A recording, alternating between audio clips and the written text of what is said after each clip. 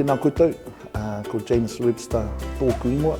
He uri ahau no te whānau apunu ngā puhi te aroa me ngai tūhoi. Hello, my name is Sebastian Douthett. Today I'm going to be asking my father a few questions about fatherhood and basically get his aspects on his upbringing, being a father, raising me and my two younger sisters. So you're just getting ready to go and have a bit of have that fatherly chat to my boy.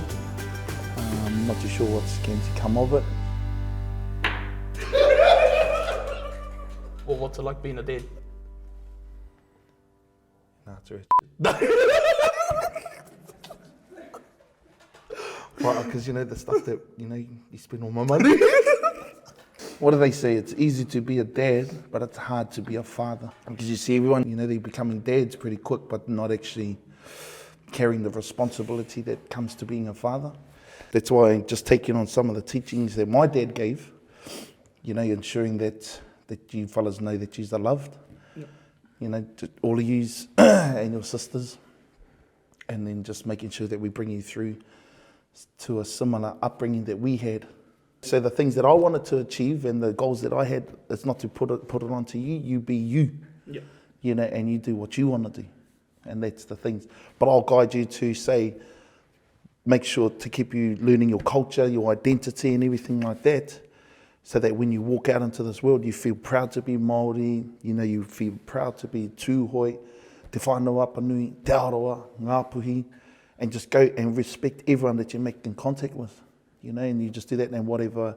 Because the thing is that the people that we surrounded you with when you were growing up were good supporters of me, your uncles and auntie, and they help provide us with, help us in different areas like whakapapa, karakia, te reo, business sense, tourism, music, and it's about having those connections and those networks in place, because everyone has influence that influenced us or influenced me. Then I know that they're going to be a good influence for you and provide you with support. That's why, when you had their flat tire and people driving around and they said, bro, you all right? Those were people that I made contact with. Yeah.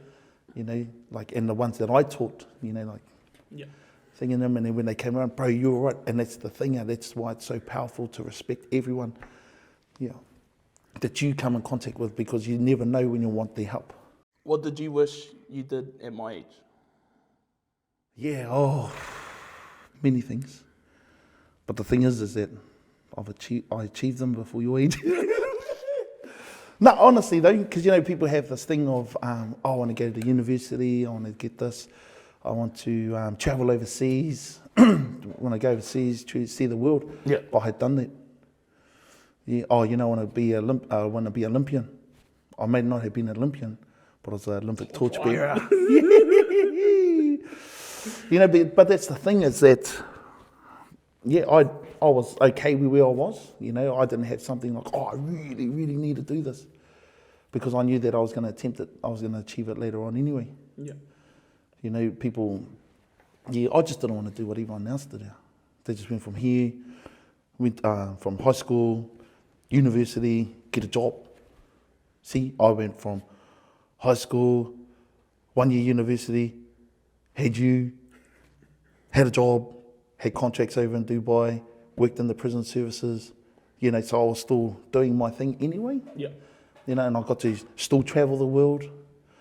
Still got to do that, travelled up with you, still did haka, still performed, so it wasn't really a thing. And I still carried on what I wanted to achieve with you in my life. And what was good is that I was able to show you and introduce you to these different industries and these different worlds. Yeah. Yeah. So it's cool, but how cool is that as a father I can take my kids.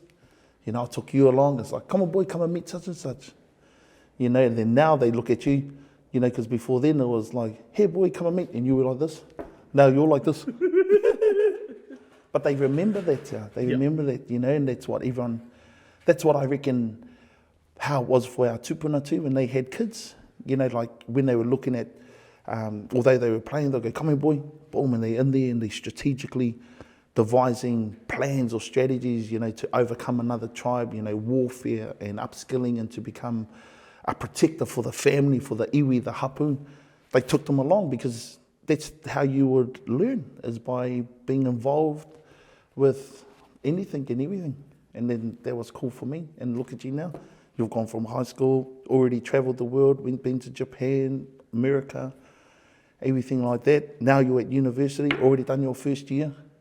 Yep. So I did my first year. Then I had a kid. I'll follow the trend.